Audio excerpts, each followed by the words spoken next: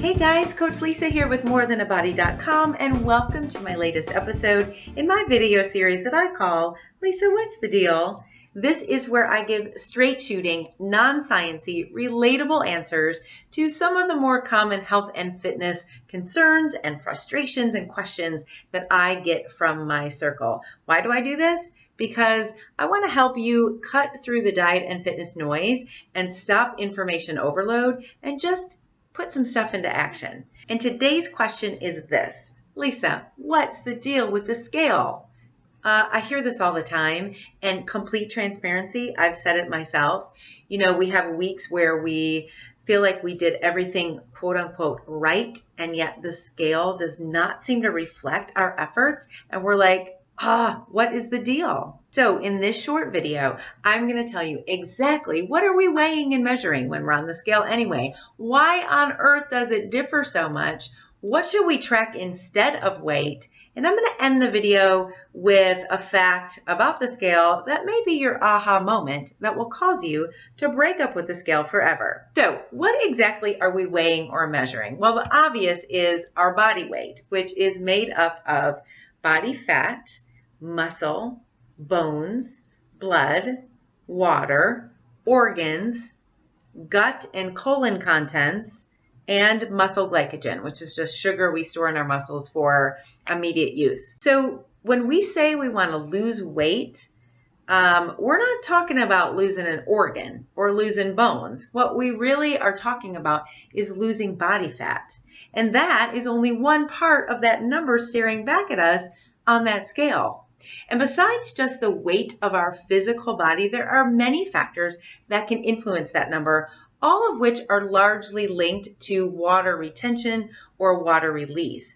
And our bodies, by the way, are made up of about 60% water. So what can affect this? The time of day, the time of the month, hormone fluctuations, dehydration, travel, stress, bowel movements, the last meal you ate, especially if it had higher sodium or higher carbohydrate, because carbs are stored in our body with water molecules around them. So that can increase your water retention. Even the weather and the humidity can all affect that number. So when you weigh yourself and you think, how did I go up 2 pounds? I've been good all week.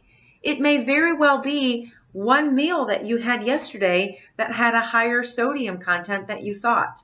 You did not, I guarantee, you did not gain 2 pounds of fat from that one meal. But you're just looking at one number. The overall point is that the number on that scale does not reflect our health progress at all. Do I need to repeat that? The number does not reflect our health. Here's the thing, you can diet yourself down to a certain number. The scale doesn't know what you did to get there. Maybe you took diet pills and you ate packaged diet food that were void of any nutrients. You could weigh more than you have in a decade, but the scale doesn't know that you have been killing it in the gym in order to build some serious muscle. It doesn't know that. It just gives you a number. I've said it before and I will keep saying it. Health comes in many shapes and sizes. Now, a caveat to that, there is certainly a tipping point that is unique really to all of us, above which our size could have negative impacts on our health and our disease risk.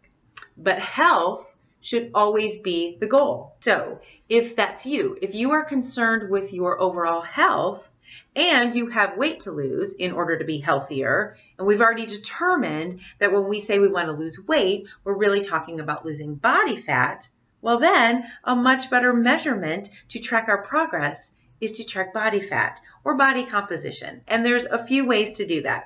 Now, you can get all fancy and you can find a lab or a university or some gym close to you that offers DEXA scans or bod pod measurements or ultrasounds or hydrostatic weighing and get specific numbers. And if you're into that, go for it. I'm a huge supporter of knowing your numbers. But if you want an easier way to measure body composition, there are body fat scales you can get from home. There are some gyms that have like handheld body fat measures. or just simply get a measuring tape. In fact, did you know that waist circumference is a key metric of health? So you could just get a soft measuring tape and measure your waist month over month. You can take progress pictures of yourself and look at those month over month. You can get a pair of jeans or a dress that maybe is a little bit tight right now and try that on month over month. And just a side note, kind of a side Lisa, what's the deal question on that? Because sometimes I hear, Lisa, what's the deal? I weigh the same, but my jeans fit better, or my dress fits better.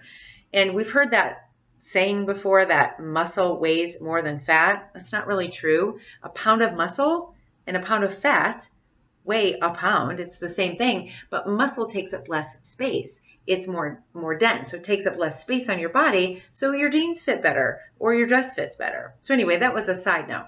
And beyond just body fat and body composition measurements, what other progress are you making in terms of health gains? Are you off medication? Have you lowered your blood pressure or your blood sugar? Do you have healthier hormones, healthier joints? Are you sleeping better? Are your moods better? Gosh, there's so many ways to track health progress and body fat loss beyond the scale. Now, if I have not convinced you to seriously think about breaking up with your scale, let me end this video by telling you why the scale was even invented in the first place. The original scale was born out of necessity back in like 2000 BC, when merchants in the trading industry needed a way to measure the value of things that were of varying shapes and sizes. Think about that just for a moment. The scale was never intended to measure the value of human beings who are of varying shapes and sizes. And yet, that's what so many people, either consciously or unconsciously, are using the scale for. Every morning, in every town, someone is stepping on the scale, and because of that number, they are assigning a value to themselves. They either feel on top of the world or incapable. They either feel confident or full of doubt. There is this emotional, value-based side of the scale that is very troublesome.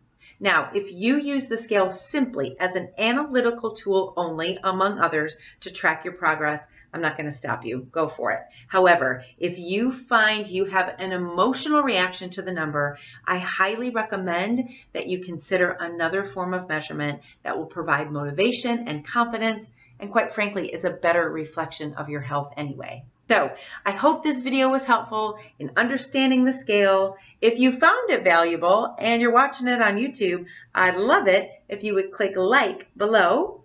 And if you think your friends would like it, click the share button, share it with your friends. And if you haven't done so already, if you could subscribe to the channel, then you won't miss any future videos. And if you have your own, Lisa, what's the deal question, I would love to know about it. I would love to answer it. Just go ahead and put it in the comments below. So thank you so much for spending a few minutes of your time with me, and I will see you next time.